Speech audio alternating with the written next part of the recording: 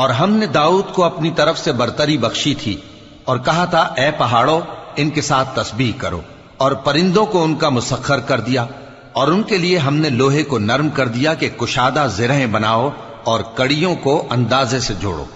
اور نیک عمل کرو،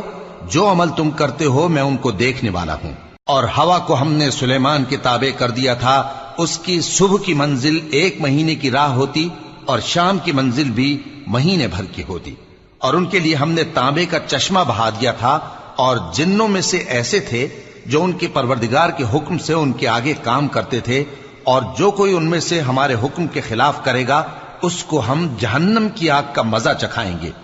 وہ جو چاہتے یہ ان کے لیے بناتے، یعنی قلعے اور تصویریں اور بڑے بڑے لگن جیسے تالاب اور دیگیں جو ایک ہی جگہ رکھی رہیں۔